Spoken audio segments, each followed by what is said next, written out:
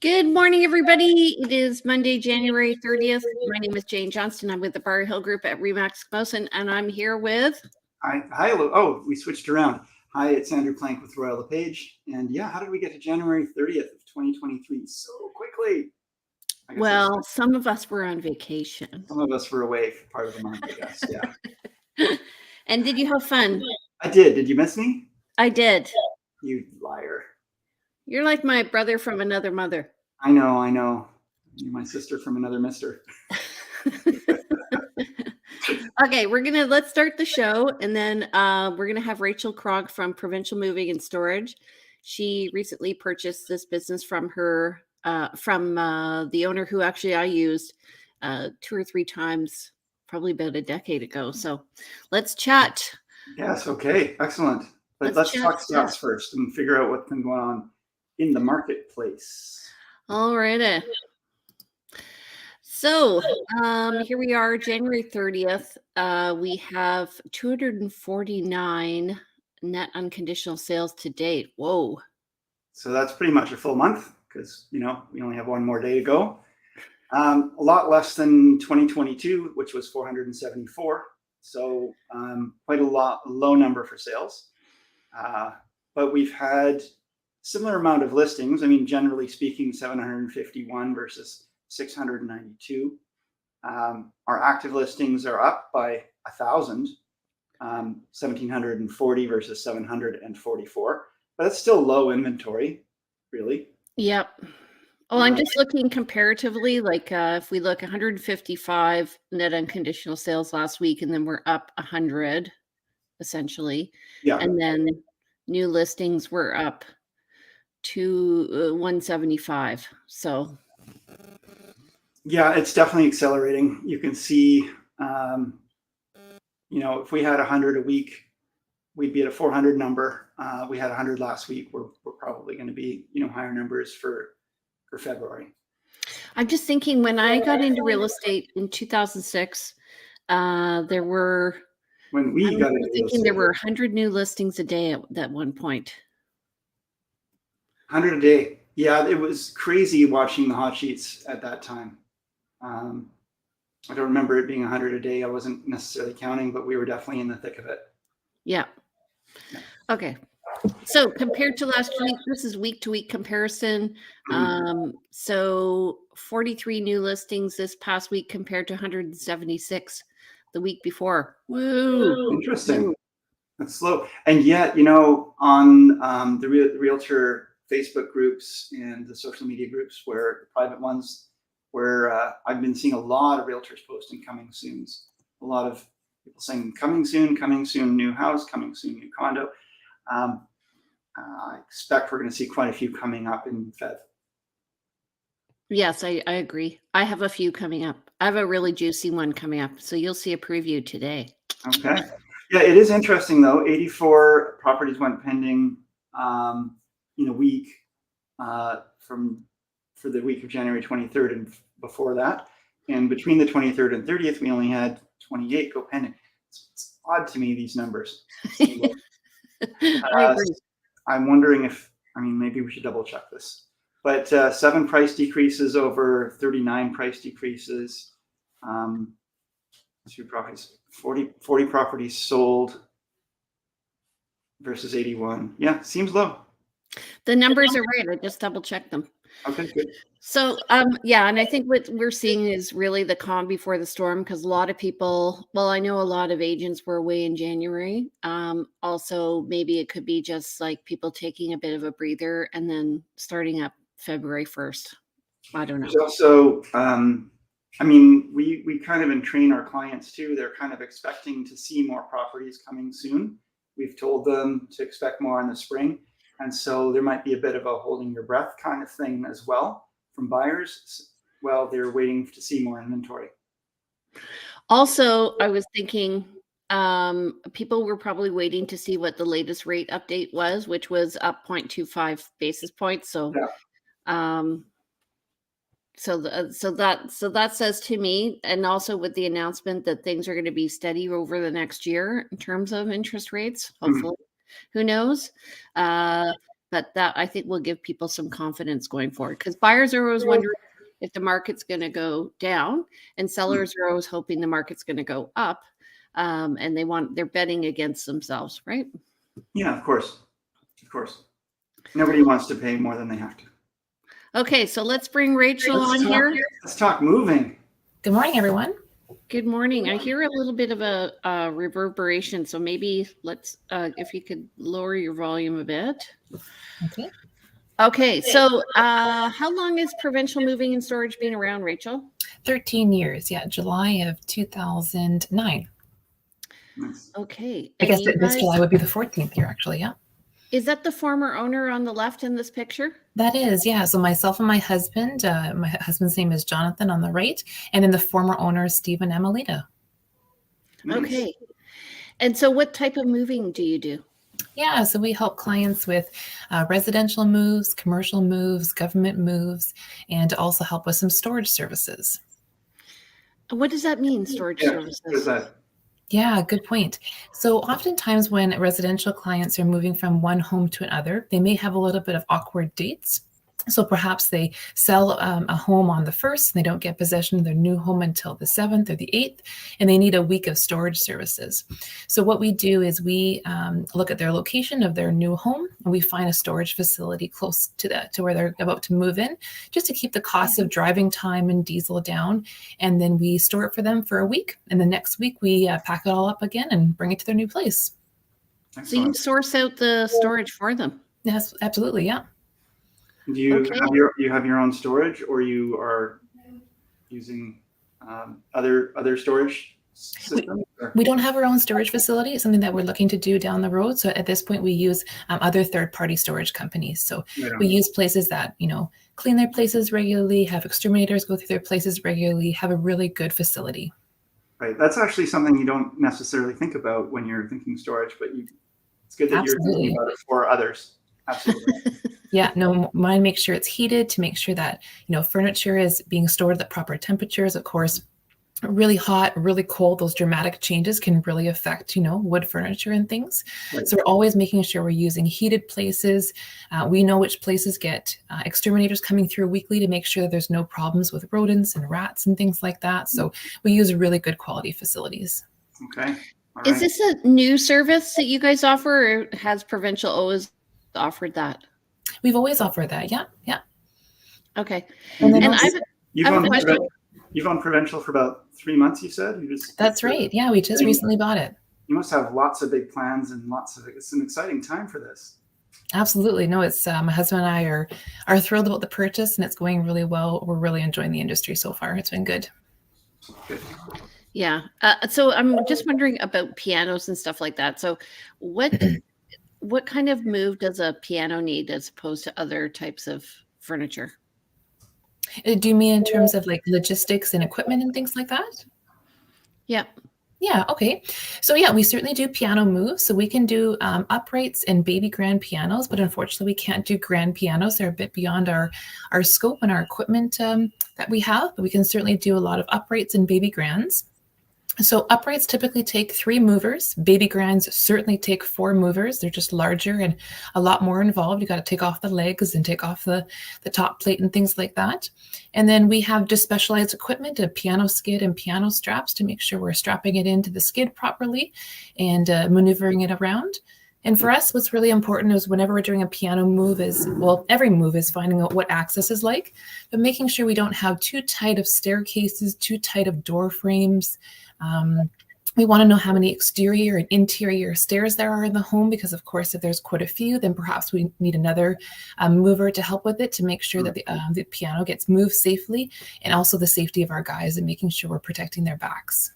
That's a really key point, because I found that, over the moves I've done and where clients have done moves, when there's been times when movers show up and they haven't actually been out to check the access, or there hasn't been a proper estimate done. Yes. There's a lot of swearing involved. There can be, yeah. Sometimes they just say, I can't do this, and you're sort of stuck without a mover. Or, it's been interesting, some of the events that I've seen happen over the years with moving. Yeah. Yeah, but we certainly also help with smaller moves. I've got a few things listed here: pianos, safes, fireproof filing cabinets. Those things can be really quite heavy and awkward. Murphy beds. So not only do we do our typical residential moves on the 1st and 15th, and of course everything in the middle, but we also help clients with some smaller moves. Mm-hmm. Mm-hmm. Okay. So we talked, Rachel and I met beforehand. We talked about the importance of getting the estimate. And also I'm curious about the human power that you use to measure when you're going in, you're estimating how much, I want to say manpower. I'm saying human power you need to bring in for the move. So how do you go about that? Yeah, so I guess in terms of packing, we have formulas that we use in terms of I'll go around the place and I'll say, okay, how many 2 cubes and 4 cubes boxes do I think the house needs to pack it up? Because of course we help clients with packing as well. And then typically a mover can pack 5 boxes per hour. So that's kind of the formula that we use to figure out how many hours it's going to take.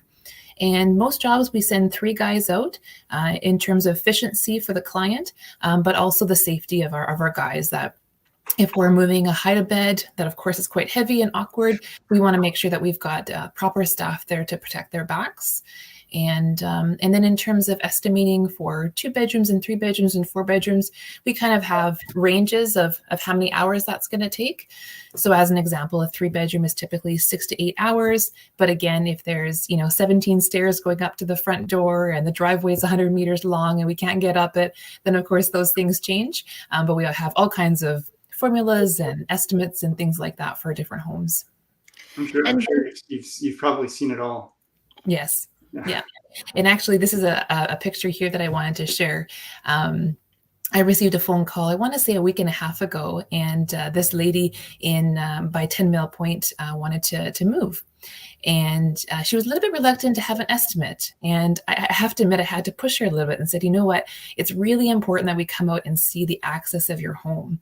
And I'm so thankful that I did give her a little bit of a more of a nudge, because when I got to her home, this is her driveway. Mm-hmm. And as you can see, there's a very sharp turn there that our 35 or 37 foot trucks would not have been able to make. Mm-hmm. So if I hadn't come and done that estimate, I would have never known that this turn existed, because we actually had to go and rent a U-Haul that was substantially smaller, because even my SUV that is 15 feet, it was a little tricky to get around that corner.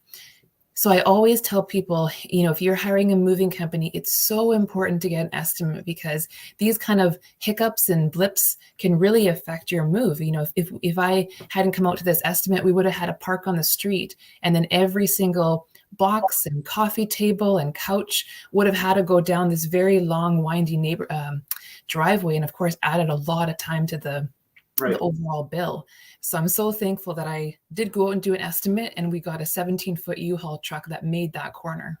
The thing is, I guess, if you do an estimate and if there's a company doing estimates just over the phone, and then they arrive and they find something creates this very big discrepancy between what they estimated and what reality is, they're not going to be able to they're not going to be able to hold to their estimate, because it's just not realistic. Exactly. And I would assume it's not in your best interest to just think, I've hired this company, this is what they quoted me, and I've got all this tricky stuff that I didn't tell them about. It's not going to be in anybody's best interest to do that. It's not. And just like you say, in terms of time and cost is one thing, but also logistics and scheduling. Yeah. Somebody has to be out of their rental by 1 p.m. because their landlord's coming by to do an inspection, and all of a sudden we've got a tricky driveway and we're not finished. That's going to cause a lot of friction between the tenant and the landlord. And same thing for purchasing a property in terms of possession times and dates. Exactly. I have a question regarding, so we're talking about booking an elevator in a building. Does the seller do that, or do you do that? Because you really want to make sure it's done. Absolutely. Yeah. No, the client takes care of the elevator booking. We wouldn't know, who the property manager is and things like that. So they take care of the elevator booking, as well as the parking spot out front. So typically there's the strata takes care of some kind of commercial parking spot or visitor parking spots. We don't get involved with that either, but it's critical that we do have that parking spot moved because, of course, our trucks are 35 to 37 feet long and don't exactly, go in any kind of spot. And we just want to make sure that we're as close to the front door as possible. And do you guys plan more than one move a day per truck, or? Not per truck, no. Different crews have different moves, but there's always a preference to residential moves because we know that possession dates and times are of the essence, and we just can't afford to have a residential move in the morning, it potentially have some delays and hiccups and go into the afternoon and then have another job. We don't do that. We just have one residential move per day. Okay. That's wise. So what should clients consider when hiring a moving company? Yeah, a few different things. It's always important kind of on the liability side to make sure that the moving company does have general liability insurance. So for residential moves, moving companies are supposed to have $2 million of coverage. For commercial moves, and that's one thing that we didn't talk about, is that we do a lot of work with restoration companies. You need to have $5 million of general liability. And then next is motor truck cargo insurance. So what that means is that when we move the contents from one home to another or one home into a storage facility, the transporting of those contents, you need to make sure that you have insurance in place in case something were to happen. Of course, it's very rare that, a truck would catch on fire or something like that, but these things do happen. And you want to make sure that the moving company does have proper insurance when they're transporting your goods. And your WBC, WorkSafe BC. That's right. You want to make sure they have got the proper WorkSafe BC coverage in place and doing things by the book. You also want to make sure that they're using, new good boxes. If they're going to be packing your stuff, you don't want, dirt and debris and things on there and then putting all your towels and linens in it. But also the specialty boxes. So the artwork, the mirror boxes, the TV boxes, the wardrobe boxes, you want to make sure that they're new and clean, so that your Emily cars and your TVs and your hanged up clothes, that everything is staying clean. You mentioned that you do some of your own. You do the packing, but of course, I assume that a lot of clients also pack their own stuff. Do you have any advice for people around packing itself, or and also I guess that you make it pretty clear right in the estimate whether you're going to be doing the packing or not? That's right. I would say about 80 to 90% of clients want to do their own packing. It is, a cost, and they say, that's something that I can do. I think I've got the skill set to do that. And to answer your question about a few tips, I would say that when you're packing up, china and plates, oftentimes people think, oh, I'll pile them one on top of each other and put some kind of bubble wrap or, some paper in the middle. But we definitely don't want to be compounding weight on top of each other. We always want to be lining them up vertically with lots of bubble wrap and paper and things. And of course, making sure the bottom has bubble wrap and paper as well. So that's one thing that we find that clients oftentimes don't do, is they stack instead of going vertically with those more fragile items. I guess that puts a lot more. Tip. Yeah, it's a really good tip. Yeah, a lot more pressure. I guess if people are packing for themselves, and it's hard if there's a damage to sort of say who's responsible, and I guess that puts you in an awkward position if they've packed it poorly and you're stacking it, for example, and then you find damage after the fact. How would you deal with something like that? Yeah. So on our bill of lading, we have a line just saying that pre-packed boxes are the liability falls on the client because they're the ones who packed it. We, of course, are going to be careful with the box. And we encourage our clients to put fragile and, this side up kind of stickers on their boxes. But if they don't follow through with those instructions, then unfortunately, the damage is on them. Absolutely. If we pack it, then of course we're going to be replacing it.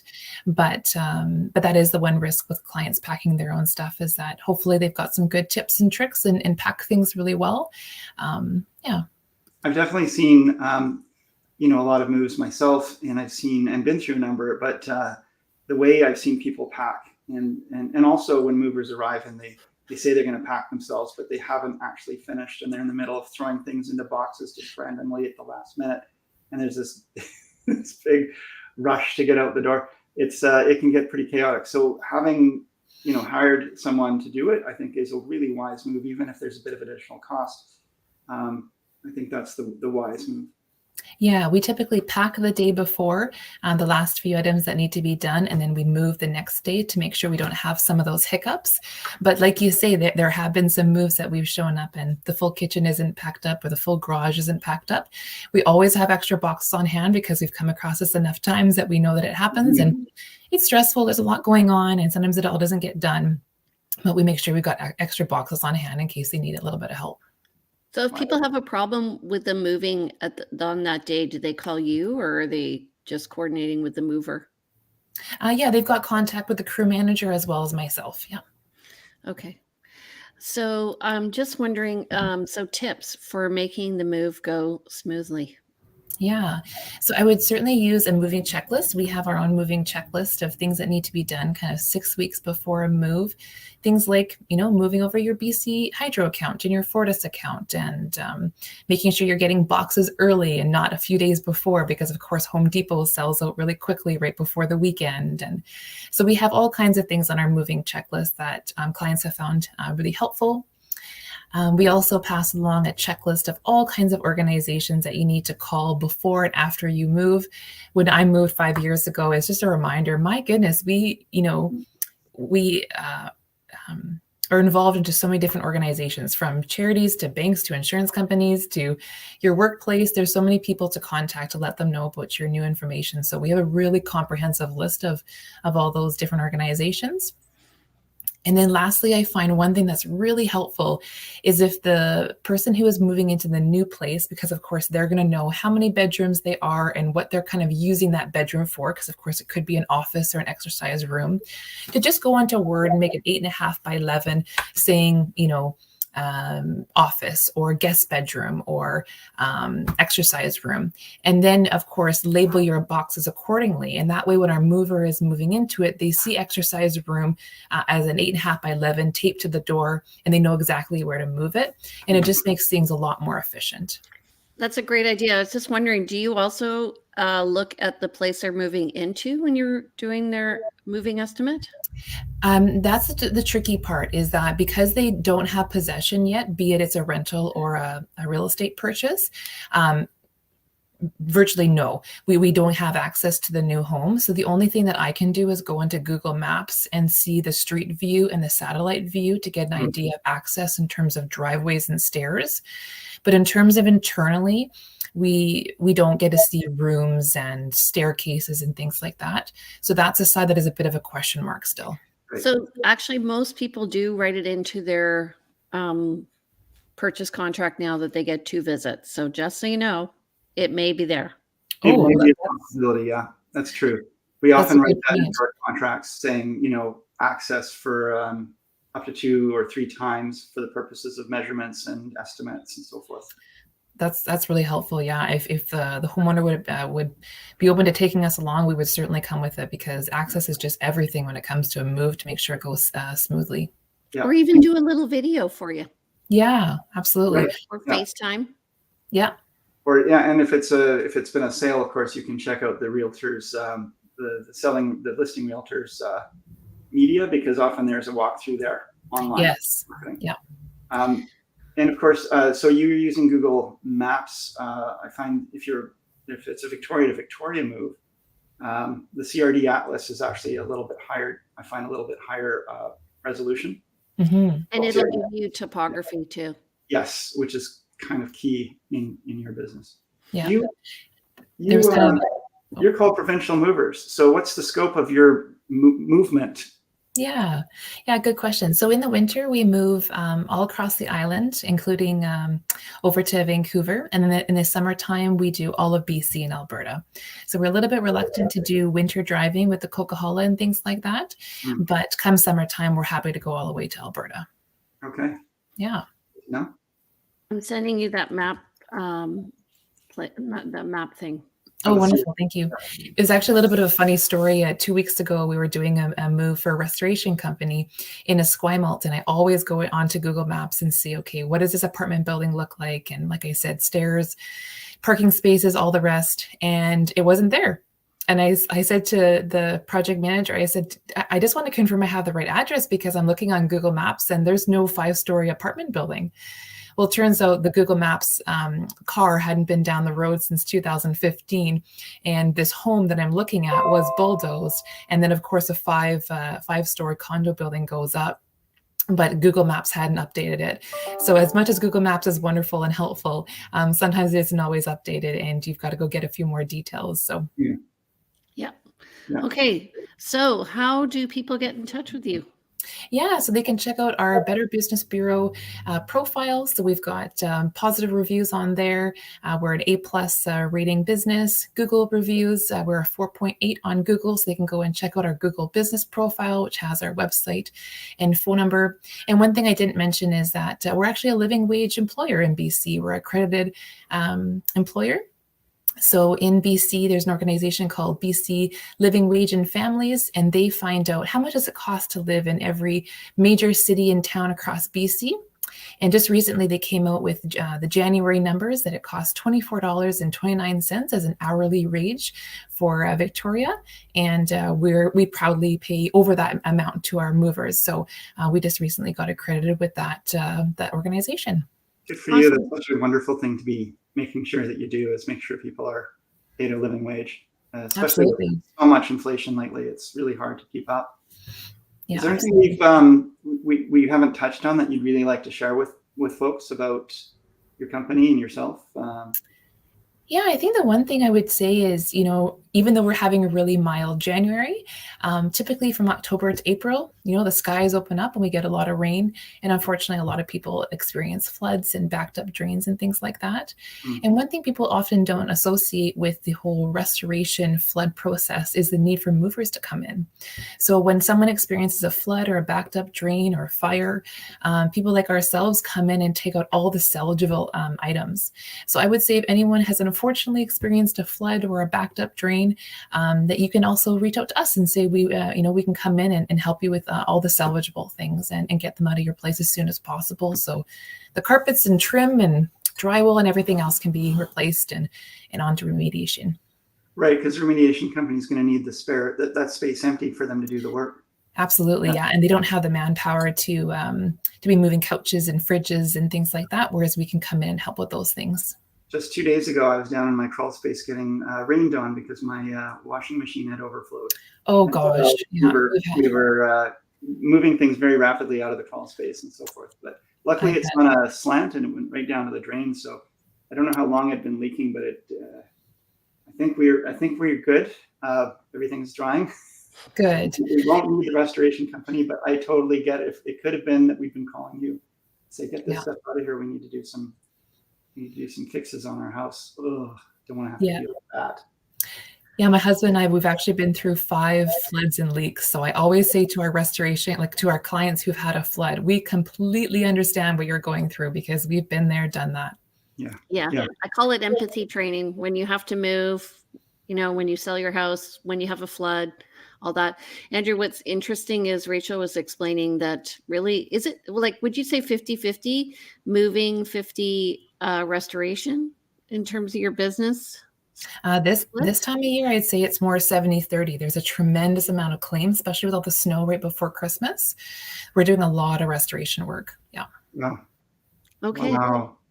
All the more reason for having warm, temperature controlled, pest controlled storage for you. Yes. Yeah. Yeah, we've got a lot of things in storage for clients across the city, unfortunately, because a lot of people have experienced a lot of claims. It's really too bad. Okay, well, awesome. Thanks so much for coming on, Rachel. It's really happy to. Looking forward to working with your company in the future. Yep. Wonderful, thank you. So if you want to get in touch with Rachel, she is the owner and general manager of Provincial Moving and Storage. Her number is 250-588-8898, and her email is provincialmoving@gmail.com. And you can visit them online at provincialmoving.ca. Thank you. Wonderful. Thanks for having me on the show. Okay, no problem. All righty. So, Andrew, do you have any needs and wants? Needs and wants. I need a new washing machine. I'm going to be off trying to find some more parts for it today. Client needs and wants. Looking for a condo under $500,000, preferably 2 beds, 2 baths. I'm looking for a newer construction condo with private overlook, with a heat pump under, I'd say, 800,000, 2 beds, 2 baths. I'm looking for, actually, what else am I looking for? I'm looking for a lot with a view, really nice lot with a view somewhere on the peninsula. And I think I'll go with that for now. Okay. So I have a listing that's on right now. It's a 2-bed, 3-bath townhome. It could actually be 3-bed if you renovated one of the rooms. It's priced at $699. Many of the units at Birch, 2020 Birch, have been renovated. So we've priced it so that people have room to renovate. And I have a new listing coming up on Westview. That's about a 3,500 square foot home. It has amazing 180-degree views of the Salt Spring Island all the way over to Finlayson Arms. So really great. I may So have to do an intervention here with that. That one's 2625. So anyway, all right, everybody. Andrew, how do people get in touch with you? You can reach out. I'm at 250-360-6106. That's phone or text. Email info@andrewplank.com. Website, andrewplank.com. And I'm on Instagram under Plank Andrew, just to mix it up. You go ahead. I'm going to go deal with the cats. Okay. And you can reach me. My name is Jane Johnston. My number is 250-744-0775. You can reach me at briarhillgroup@gmail.com and visit our new website at briarhillgroup.com, or go to vancouverislandtime.com and see this and other videos. We're also on Instagram at realtyteacher_remax_Victoria. All right. Have a great day, everybody, and we'll see you next Monday. We are, of course, on every Monday morning at 10 a.m. So please watch us here, or if you are on YouTube, you can watch all of our episodes, whatever you want. Yeah, and we're always open to ideas for new topics. And please, let us know what you're thinking. And if you have questions, chime in at any point. Yeah. Okay. Thank you. Thanks, See you everyone. later, everybody. Bye.